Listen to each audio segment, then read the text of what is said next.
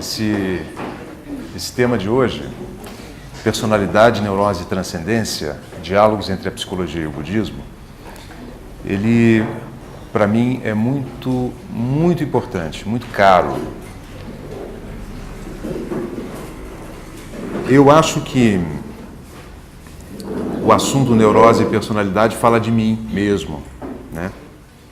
E fazendo uma revisão das minhas buscas e da minha história, e buscando um entendimento um pouquinho melhor dos meus próprios sofrimentos, e tentando entender ainda mais como foi que, a partir dos meus próprios sofrimentos, eu fui em busca de tradições espirituais, eu comecei a entender alguns dos meandros, alguns dos caminhos que a consciência toma para a sua libertação.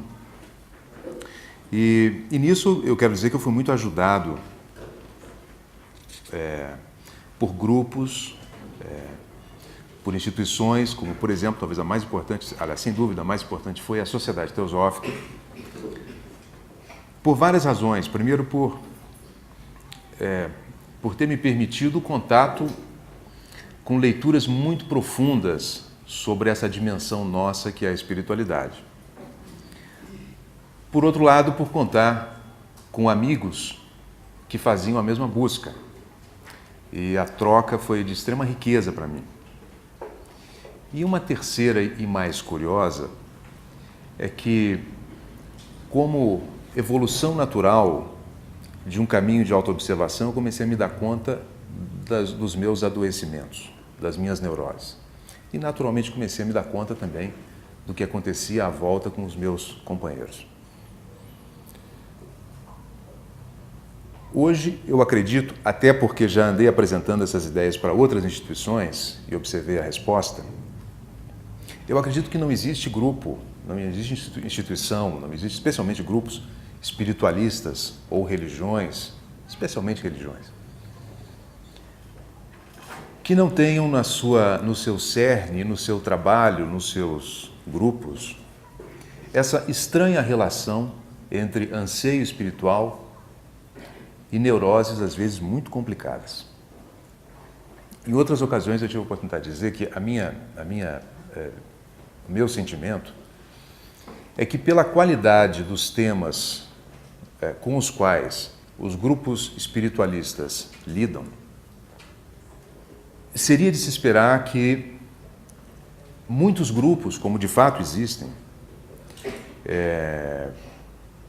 provocassem uma revolução, uma revolução de consciência.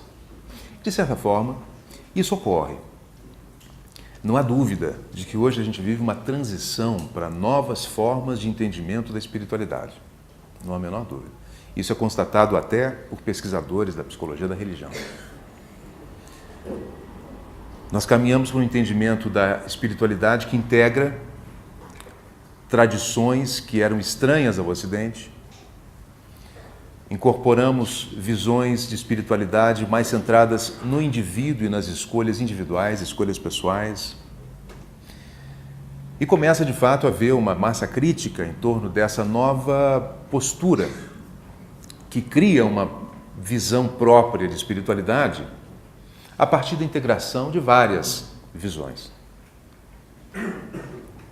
E o critério, quando isso funciona, é que diferentes visões podem fornecer respostas para diferentes anseios que muitas vezes não são encontradas numa só visão.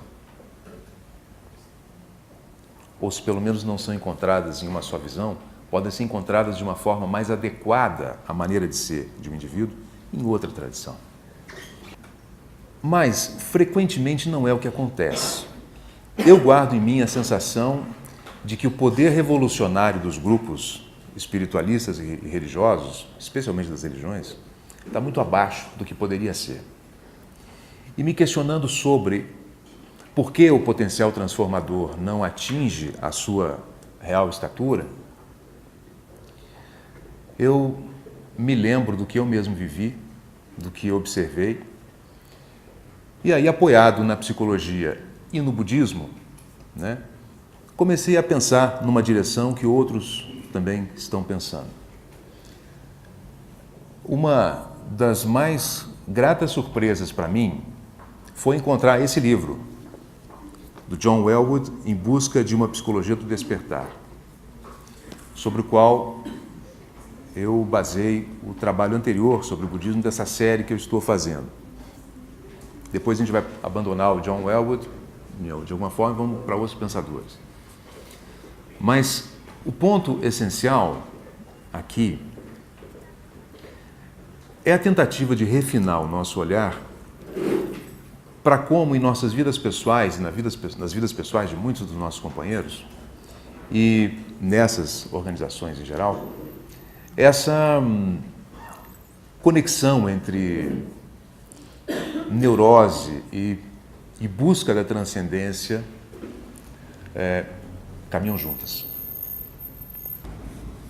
Eu acabei selecionando uma relaçãozinha de questões que eu observo nesse assunto e vou integrar essas percepções ao corpo do trabalho que eu pretendo passar para vocês um pouco da rota de raciocínio do Welwood e mesclar isso com o meu próprio trabalho, que foi uma dissertação de mestrado intitulada Análise de Caso à Luz da Teoria do Ajustamento Criativo da Gestalt Terapia, Fenomenologia da Experiência Religiosa. Aqui eu pego uma análise de caso e a partir dessa análise de caso levanto algumas hipóteses sobre esse ponto, né? A relação entre neurose e transcendência. Bom, vamos começar. A primeira pergunta é: o que é a nossa personalidade? Né? Essa identidade que nós desenvolvemos, que nos acompanha o tempo todo, né? E que define a forma como nós reagimos a todos os estímulos e a todas as relações. Ela nos dá um senso de coesão, né? Nossa identidade. Mas observações da psicologia mostraram que esse senso de coesão é fruto de uma estrutura que se forma muito cedo na nossa vida em resposta aos primeiros ambientes que nós encontramos. A vulnerabilidade da criança, quando exposta a ambientes pouco nutridores, psicologicamente falando, exige uma estruturação defensiva que leva a criança a sobreviver àquelas condições e que quando funciona, essas buscas defensivas, quando funcionam, elas vão se solidificando, se estruturando, elas vão se integrando à maneira de se ver da pessoa. E aí nós vamos crescendo e essas estruturas que originalmente foram importantes para a reação a algumas condições familiares, sociais, acabam sendo trazidas junto no nosso desenvolvimento. E a gente sabe que quando o desenvolvimento normal da personalidade vai se dando, inevitavelmente, algumas crises de identidade vão surgir, especialmente quando algumas das identificações da personalidade, algumas das estruturas vão se tornando velhas. Em condições normais, uma pessoa muda e vai mudando, né? Deixando coisas, o que não funciona mais, deixando maneiras de se ver que já não funcionam mais. A própria mudança de idade física e emocional vai fazendo essa mudança, mas muito frequentemente algumas estruturas que são mais centrais a gente leva com a gente, mesmo com o passar da idade. Então, do ponto de vista da psicologia, a gente poderia dizer que isso que a gente chama de personalidade é um conjunto de aprendizados, né? E alguns aprendizados são estratégicos para a sobrevivência. São como que a expressão de uma sabedoria autoprotetora do organismo, que tecnicamente se chama mecanismos de defesa. Os mecanismos de defesa garantem a sobrevivência do ser, garantem a identidade da criança, né? A identidade do adulto. Mas, ao mesmo tempo, eles se tornam impedimentos para uma vivência mais aberta em relação às oportunidades que a vida traz. E quando essa pouca abertura vai se tornando séria, grave, o suficiente para interferir na maneira e na eficiência com que uma pessoa administra suas relações, então ela precisa de apoio. Do ponto de vista budista, a personalidade é uma identificação que nós criamos para fugir de uma vulnerabilidade essencial que todos nós temos e que Buda define, de certa forma, na primeira nobre verdade, quando ele diz que vida envolve viver, envolve sofrer. Então, como forma de proteção contra o sofrimento, nós vamos criando uma maneira de ser que nos livra dos sofrimentos mais evidentes. Então, de certa forma, até aí, as colocações encontradas na maior parte das teorias da psicologia e o budismo coincidem. Mas, para o budismo, diferentemente do que para a maior parte das visões da psicologia, que colocam a personalidade como sendo nós mesmos, né? Para o budismo, a personalidade é um ponto de partida para quem nós realmente somos, né? E o que nós realmente somos é definido como o potencial de consciência aberta e ilimitada, plena de sabedoria, amor, compaixão, que caracteriza aqueles grandes homens que atingiram o que é chamado o estado de Buda. O fato de que a personalidade, na visão budista, ou vamos dizer assim, o ego, que é o administrador das relações, né, ser visto como algo que limita a expressão dessa sabedoria infinita que mora dentro de nós, acabou gerando uma forma crítica de olhar para o ego que se encontra em várias vertentes literárias das correntes espiritualistas, né? Inclusive algumas da psicologia. O ego é visto como o impedimento e, portanto, ele deveria ser quebrado, né? De certa forma, todas as tradições espirituais são metodologias para dissolver as identificações excessivas, rígidas, que nós temos em relação a nós mesmos, né? A identidade vai se modificando na medida em que o indivíduo vai se tornando menos autopreocupado. E isso é feito por vários ensinamentos, né, éticos, a meditação, né, as práticas compassivas. Então, essas tradições elas vão tirando o indivíduo do excesso do egocentrismo e abrindo espaço para uma sensibilidade maior para o outro, para as outras formas de vida, inclusive. E isso vai transformando a qualidade da consciência. Vai permitindo aí o aparecimento disso que os budistas chamam de natureza de Buda. Um estado de mais clareza, um estado de mais amorosidade, mais intuição, percepções mais refinadas, mais sabedoria, para resumir. Mas algumas vertentes, outras, pretendem trabalhar com o ego, reconhecendo-o também como um impedimento para uma vida mais plena, vamos dizer assim, quebrando o ego. O ego é realmente vamos dizer assim, o Judas dos movimentos espiritualistas, né? E muita confusão surge nessa questão do ego e a relação do ego com a dimensão espiritual. Para alguns desses movimentos espiritualistas e mesmo formas terapêuticas que escolhem trabalhar com o ego, quebrando-o, né, a gente observa que o efeito dessa metodologia mais agressiva, que o Elwood chama de agressão terapêutica, é o contrário do esperado.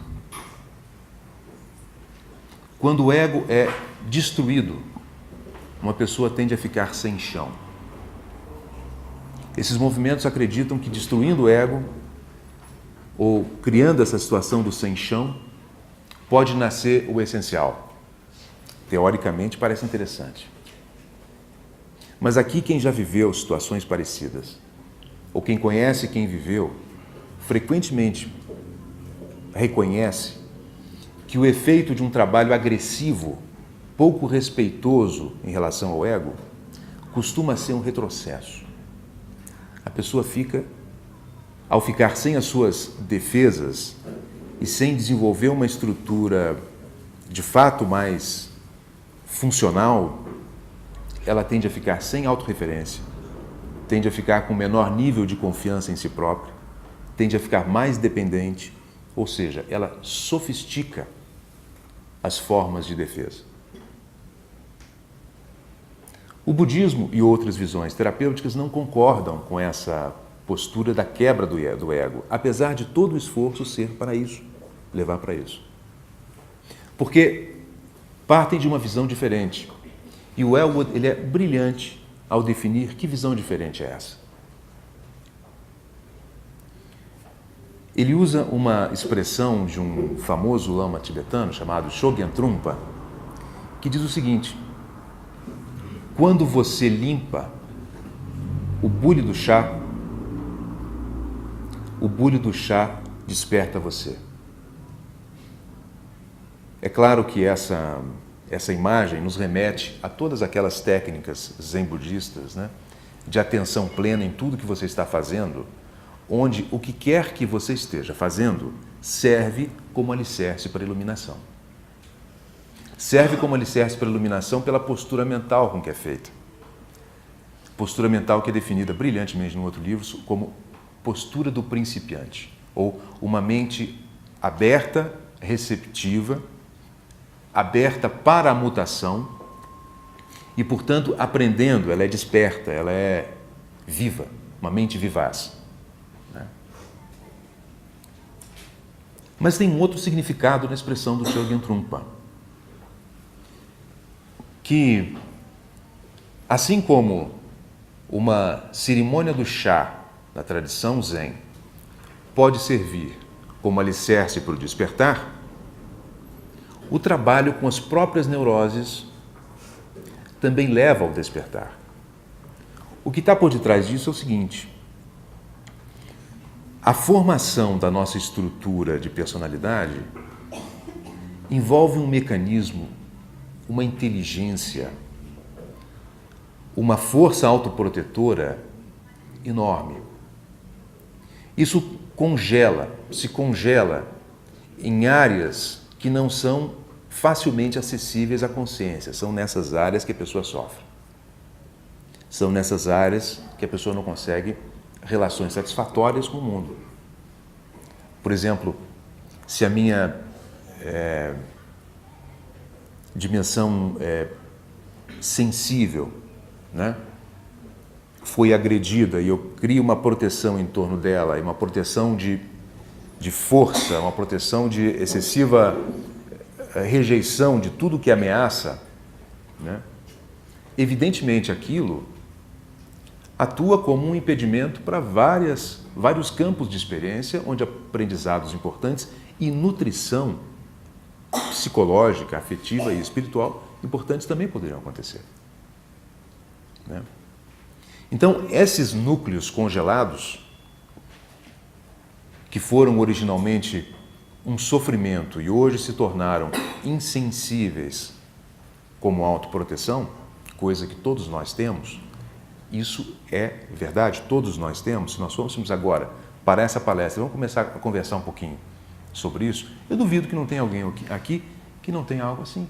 Áreas que precisou proteger, que precisou alienar da sua vida, da sua consciência, para poder sobreviver.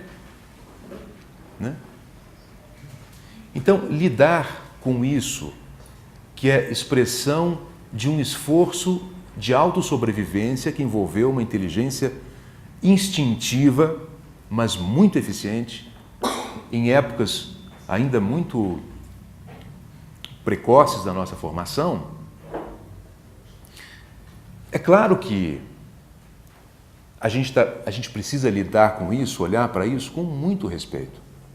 Na visão do Elwood, justamente nessas áreas congeladas da personalidade é que existe, parafraseando o Trungpa, o potencial de iluminação. Uma energia poderosa está condicionada ali. Né? Ele conta várias historinhas. Eu poderia também contar várias historinhas, inclusive a minha. Né? Poderia contar, por exemplo, a história que baseei minha dissertação. Eu preferi usar as dele, porque as outras todas são de Brasília, então, assim, melhor preservar. Né? Então, ele fala, por exemplo, de uma pessoa que precisou desenvolver, ele chama de Tara, que viveu uma extrema falta de contato e nutrição emocionais na infância e, como resultado disso, desenvolveu uma postura de não preciso de ninguém, posso tomar conta de mim mesma. Fantástico. Através dessa postura, ela conseguiu sobreviver a uma situação familiar de dureza afetiva que a deixava realmente desnutrida emocionalmente. Então, ali vem essa sabedoria instintiva de autoproteção. Só que isso virou filosofia de vida. E o não preciso de ninguém, eu tomo conta de mim sozinha, nega o fato de que nós estamos o tempo todo necessitando de trocas, necessitamos mesmo uns dos outros. Então, funciona como um cordão protetor, né, que vai funcionando apesar da frustração e do sofrimento e que vai gerando posteriormente sintomas, né? A pessoa vai fazer um sintoma mesmo, talvez até uma depressão ou algo parecido, né? E assim, com grandes impedimentos no potencial de satisfação e de felicidade na vida. Né? O que a Tara poderia fazer? Ela fazia parte de uma dessas comunidades terapêuticas que trabalham com quebrar o ego. E para ela foi assim, um horror, né? Porque quebrar aquilo que nem bem conhece, que não respeita e que nem sequer se ama, porque quando a gente compreende a inteligência por detrás da formação dessas posturas defensivas, a única sensação que vem é compreensão, talvez até compaixão. Né?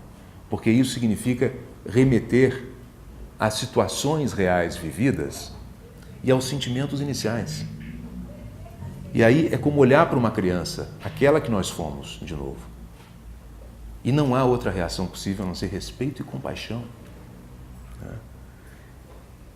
Portanto, para ela foi terrível isso. Foi só quando ela começou a se dar conta da função estratégica que tinha a sua filosofia de vida do não depender de ninguém e da força que vinha disso, que ela começou a se dar conta que poderia levar essa força mesmo se abrindo para relações mais íntimas, mais próximas.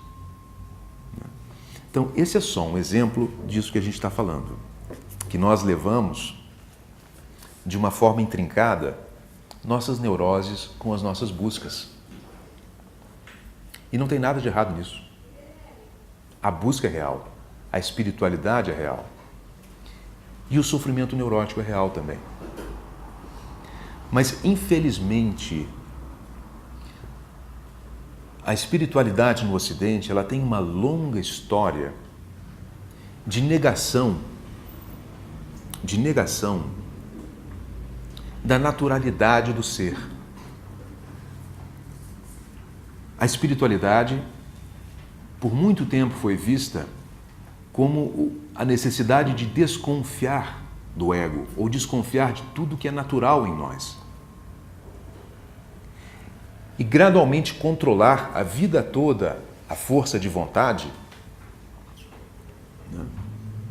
O que significa, sem que a pessoa se dê conta, uma fuga do contato com essas dores, tentando mudar a sua natureza pessoal por um ideal que a sua crença religiosa lhe oferece, né? E passando então a viver dentro desse ideal que a gente poderia perfeitamente chamar de superego religioso. Um superego religioso. Um molde, um modelozinho do que é a perfeição. Cada instituição tem a sua. Inclusive instituições políticas têm a sua. Toda instituição tem a sua. E nós captamos isso, porque isso é o que é esperado do grupo ao qual pertencemos. Isso foi o que a criança fez, o que nós fizemos muito cedo, né? Com uma percepção fantástica, dar-se conta do que era esperado de nós, e para fugir da rejeição, a gente vai e se encaixa. Esse mecanismo ele tende a se repetir depois nas instituições, na nossa vida religiosa também. O que é literatura, o que a organização tem como perfeição? Isso vira ideal e a gente vai tentar viver esse ideal. Sendo que o viver esse ideal é sair da naturalidade, sair do funcionamento normal ou sair do olhar direto, frontal, para todos esses conteúdos sobre os quais eu tenho falado, e abandonando isso, passar a viver uma outra vida, que é uma vida idealizada. E a conclusão a que eu chego é que é isso que paralisa o desenvolvimento real, genuíno das pessoas. E é isso que tolhe o poder revolucionário das instituições. Especialmente porque as suas lideranças, quando as suas lideranças encarnam esse jogo neurótico. E a artificialidade e a expectativa de que os outros membros do grupo venham a ser iguaizinhos, que isso se concretize. Porque é possível ver de uma forma totalmente diferente. Não existem dois caminhos iguais. Quando os indianos apresentam aquela famosa sentença de que existem tantos caminhos para Deus quanto o número de respiração dos homens, eles falavam sério. Mas instituições mais ou menos neurotizadas apresentam um caminho único. E nós, acostumados a trocar a nossa genuinidade, naturalidade pelo que a família esperava, vamos fazer isso com a religião também. E apesar de que algum crescimento espiritual pode de fato ocorrer nessas condições, ele sempre é obstaculizado em algum momento quando a jornada de crescimento envolve um confronto com aquilo que não é visto, que não pôde ser visto, aquilo que é a área congelada da personalidade. E aí, um após outro das instituições vão abandonando o caminho do encontro real com a natureza profunda e pessoal e trocando a jornada por algum caminho colateral. O mais comum é preocupar-se com os jogos de poder dentro da instituição. Esse é o mais comum. A mais fácil observação de desvios espirituais é aí. A pessoa começa a se preocupar com a administração da instituição, começa a se preocupar com poder, jogos de poder dentro da instituição, o que significa um embrutecimento da consciência espiritual, uma negação, não que seja sempre assim, é claro, né? Eu estou dizendo que pode ser um embrutecimento dessa sensibilidade necessária para tomar o caminho real, porque o caminho real, como diz o Elwood, está na capacidade de olhar direto para esses limites da nossa personalidade. Aquele dito egípcio, que ninguém resolve o infinito antes de resolver o finito, está falando disso.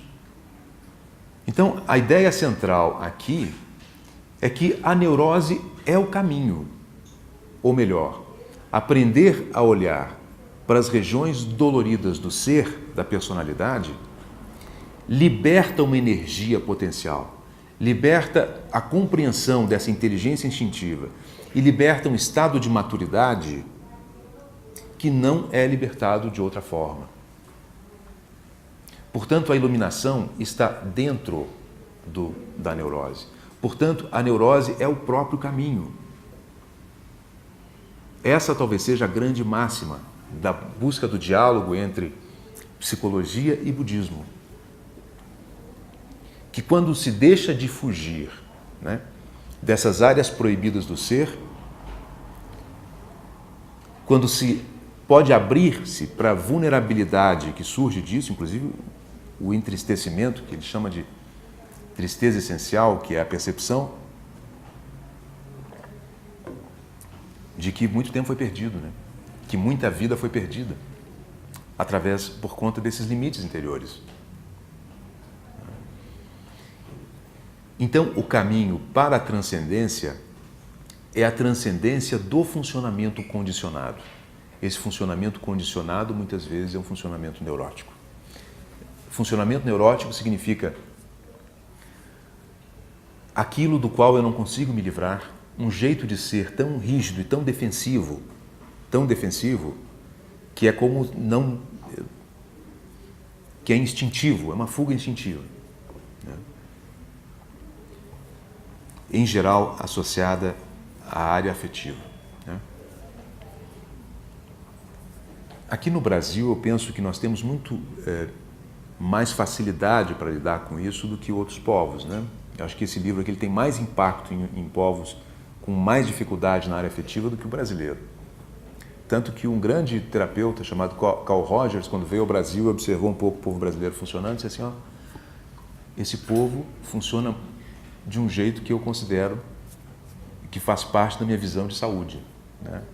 Por conta de mais abertura afetiva, certo? E o Darcy Ribeiro, assim, glorifica o povo brasileiro, né? Justamente por ser o mix de muitas vertentes diferentes. A gente traz o negro, que é puro afeto e pura emoção. A gente traz o índio, que é conexão com a terra, também o europeu, né? Enfim. Mas isso não muda o padrão essencial, né? O padrão essencial que é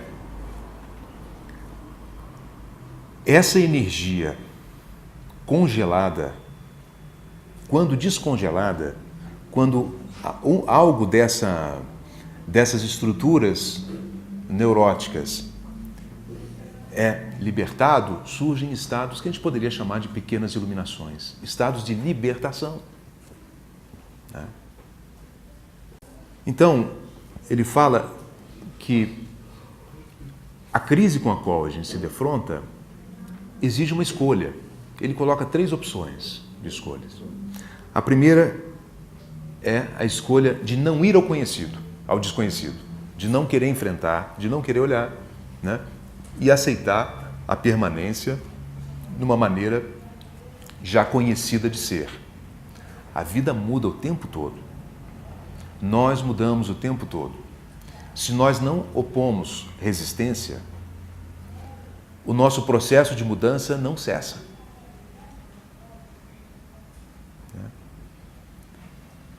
É perigosa, portanto, essa postura de buscar aferrar-se ao conhecido, porque isso só pode ser feito com muita tensão, com muita resistência, com muita negação. E as pessoas que optam por esse caminho, elas vão, vamos dizer assim, envelhecendo, mentalmente, espiritualmente envelhecendo. vão ficando presas e rígidas na sua forma de ser, e quanto mais o tempo passa, mais a rigidez vai ficando evidente e, por fim, pode chegar a se tornar grotesca. A outra opção é essa que eu falei há pouco. Atacar a si mesmo, punir a si mesmo, considerando o ego culpado do seu, sofrimento, né?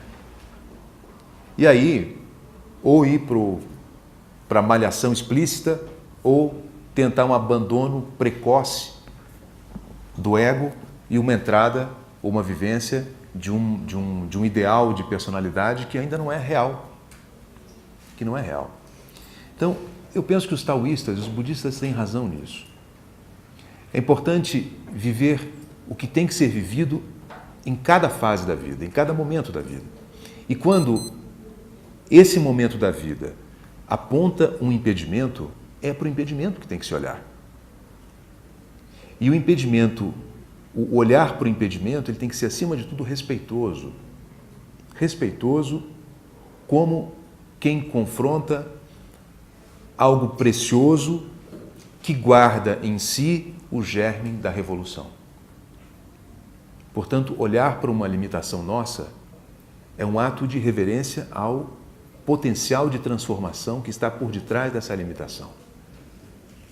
Isso leva a um caminho suave, um caminho de transcendência suave, centrado no que é natural, no que é genuíno, mas que só ocorre quando a aproximação dessas áreas de limitação dentro de nós é feita com perspicácia suficiente para se entender a função estratégica que aquela limitação cumpriu no nosso desenvolvimento.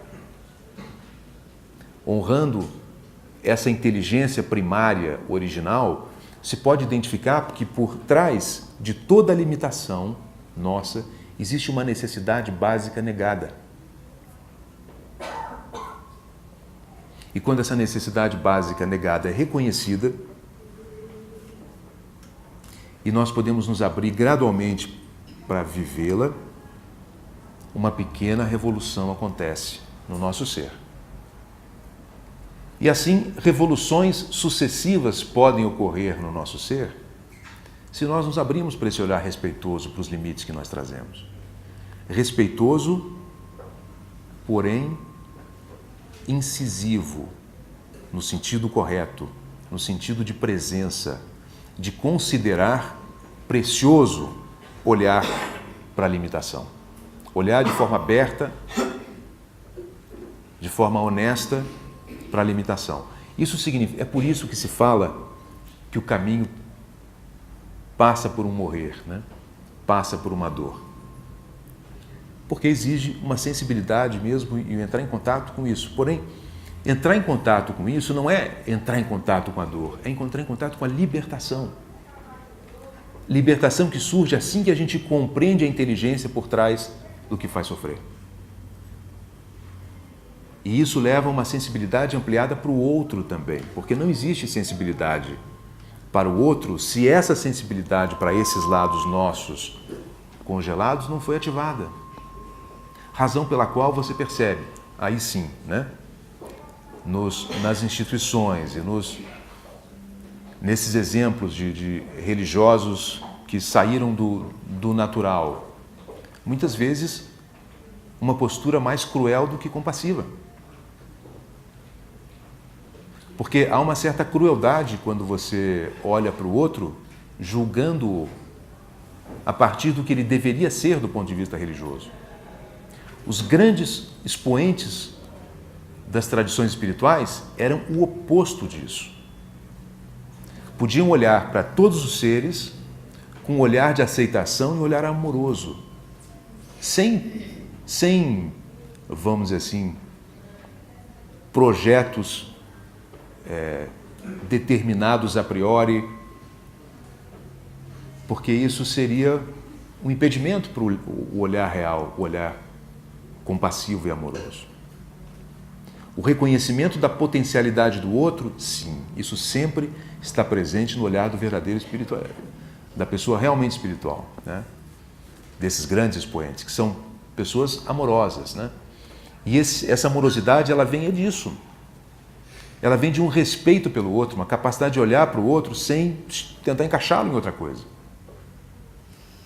O que tenta encaixá-lo em outra coisa pode ser um religioso, mas não é um espiritualista. E sempre que essa postura ocorre numa tradição religiosa, ela baixa o nível de espiritualidade dessa instituição. A amorosidade vem do oposto. Ela vem dessa jornada profunda, leva um aprofundamento da consciência, uma sensibilização da consciência, um entendimento melhor do nosso funcionamento, um respeito por essa natureza de sabedoria que todos nós trazemos, e aí isso pode ser visto no outro também.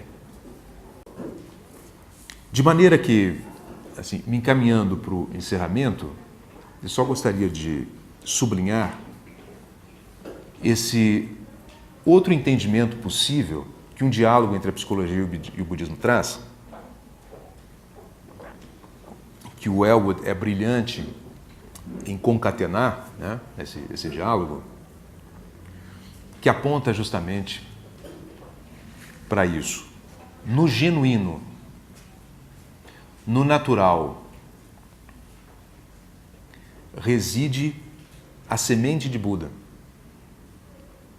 Às vezes o genuíno e natural está congelado por necessidades de sobrevivência fruto de nossa história. Não havia outra saída naquela época.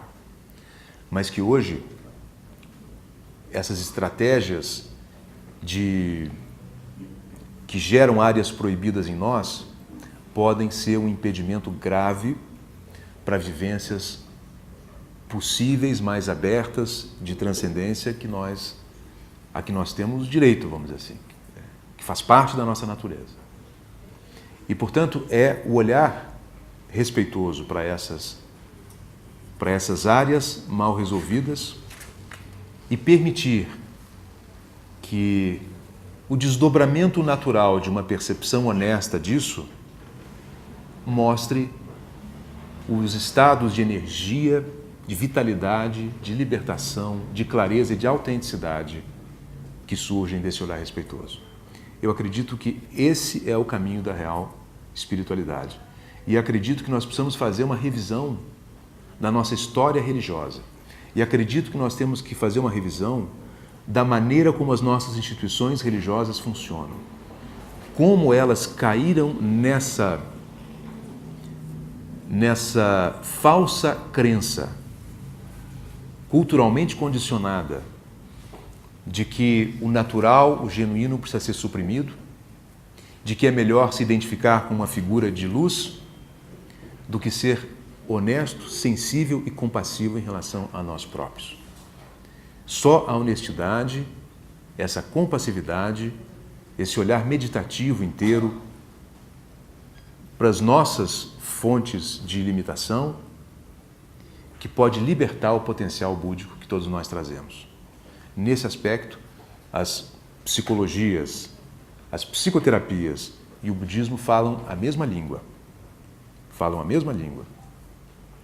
As psicoterapias com metodologias várias para trazer a consciência do real, do que realmente acontece na nossa história, no nosso jeito de funcionar.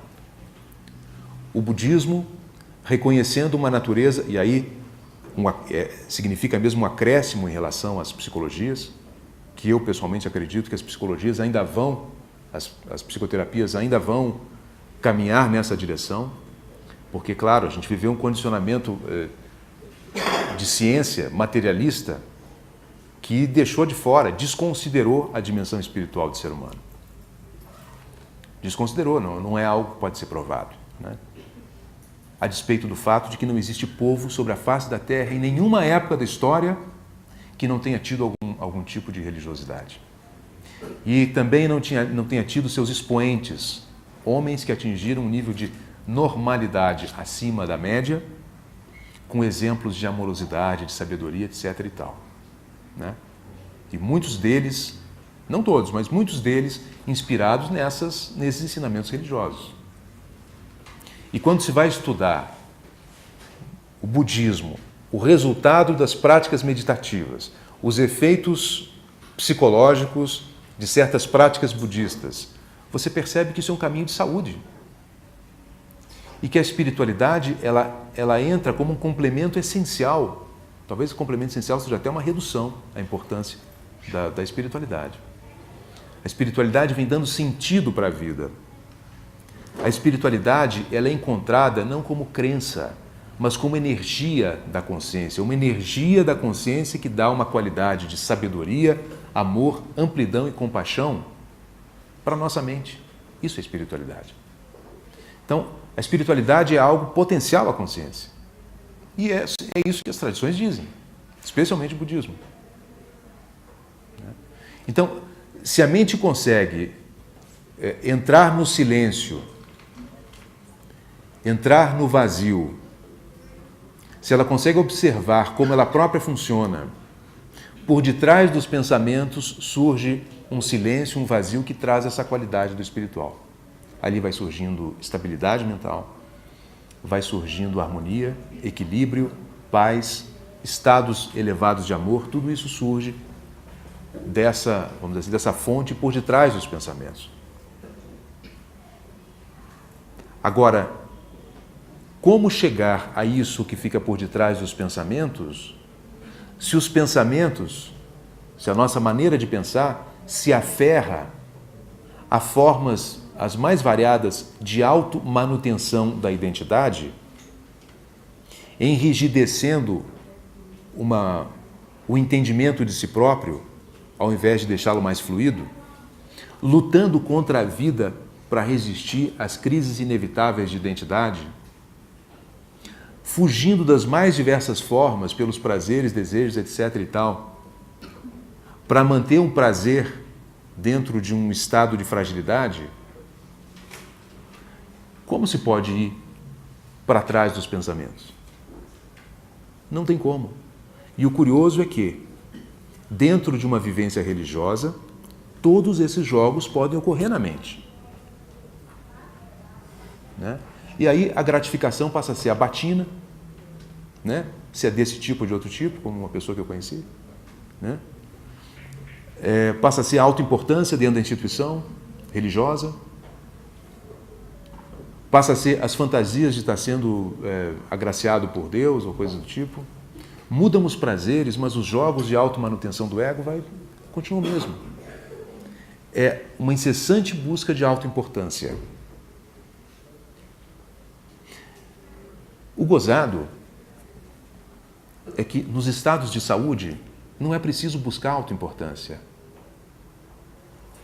O sentido assim, de importância do mistério que nós somos é natural, é inerente, não precisa de busca. Só se percebe isso, se reconhece isso, com o surgimento de estados de felicidade cada vez mais profundos. Esse mistério intangível que mora em nós, ele surge espontaneamente, não tem que buscar. Mas enquanto a gente está buscando esses jogos de autoimportância e que vão rigidificando, não sei se acabei de criar uma palavra, mas vocês entenderam, né? O ego, todo o jogo da consciência fica em cima dessas necessidades de manipulação do mundo, de manipulação dos outros, para pensarem de nós o que nós queremos que pensem. E todo esse gasto de energia serve como um cordão protetor contra esses estados de abertura que só surgem no estado natural do ser. Por isso que ir à neurose, por isso que olhar de frente para aquilo que nós fugimos é o próprio caminho da transcendência. Porque na hora que esses bolsões congelados explodem, porque a consciência agora não tem do que fugir, mais consciência surge no horizonte da sua mente. Menos jogos autoprotetores ocorrem no seu funcionamento psicológico. Portanto, mais quietude, mais paz, mais harmonia pode estar presente, psicologicamente falando. E aí a meditação se torna possível. Aí o silêncio pode se tornar natural. Quando A mente não precisa ficar nos seus conflitos e nas suas brigas, sempre brigas contra aquilo que ameaça, ou briga contra aquilo que impede atingir o que quer atingir, né? Aí então um outro tipo de paz pode surgir na consciência. E aí a vida deixa de ser primeira nobre verdade. Passa a ser a segunda, a terceira e a quarta. A segunda, a terceira e a quarta é que o sofrimento tem causas. Existem formas, a terceira é que existem formas de acabar com o sofrimento. E a quarta é que acabar com o sofrimento significa conhecer esse funcionamento limitado da mente e o potencial de Buda que todos nós temos. Portanto, aqui a gente toma o termo potencial de Buda como uma outra referência de saúde, que eu poderia definir como a plenitude do ser, tudo ativado, tudo funcionando perfeitamente no ser, tudo em harmonia no ser. Nada negado, mas tudo compreendido. Sem se fugir de nada, mas plenamente desperto para tudo que existe dentro e fora de nós. Ou seja, descongelar, desaprisionar o potencial de consciência que é aprisionado nas estruturas neuróticas, porque as estruturas neuróticas fazem um cordão protetor contra a consciência. Quanto mais elas se rompem, mais consciência existe no sistema, mais energia existe no sistema.